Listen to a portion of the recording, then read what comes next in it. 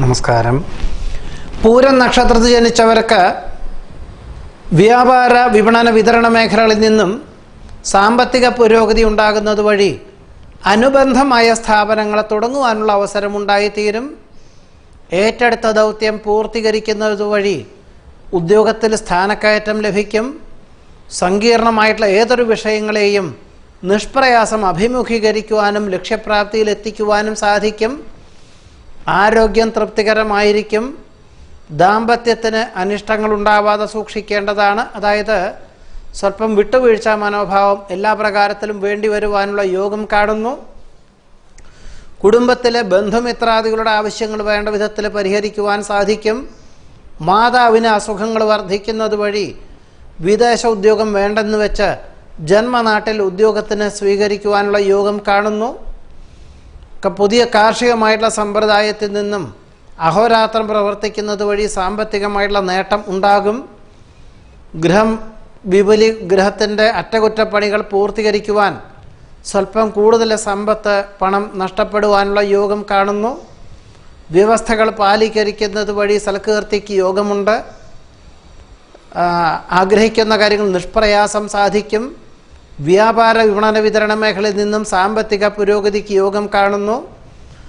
ഉദര നീർദോഷ രോഗപീഠകൾക്ക് പ്രാണായാമം, വ്യായാമം, യോഗാഭ്യാസം, ആയുർവേദ ചികിത്സ എന്നിവ തുടങ്ങി വയ്ക്കുവാനുള്ള അവസരം ഉണ്ടായിത്തീരും. അന്യദേശത്ത് വസിക്കുന്ന പുത്രപൗത്രാദികളോടൊപ്പം മാസങ്ങളോളം താമസിക്കുവാനുള്ള അവസരം, വിനോദയാത്രയ്ക്ക് അവസരം ഉണ്ടാകുവാനുള്ള യോഗം കാണുന്നു. ഗഹനമായ വിഷയങ്ങൾ ലളിതമായി അവതരിപ്പിക്കുവാൻ സാധിക്കും. സങ്കീർണമായിട്ടുള്ള കാര്യങ്ങളെ അഭിമുഖീകരിക്കുന്നത് ആത്മസംതൃപ്തിക്കും ആത്മവിശ്വാസത്തിനും തന്മൂലം ആത്മാഭിമാനത്തിനും യോഗം കാണുന്നുണ്ട്. പഠിച്ച വിദ്യ പ്രാവർത്തികമാക്കുവാൻ സാധിക്കും. ഉദ്യോഗത്തിൽ സ്ഥാനക്കയറ്റം ലഭിക്കും.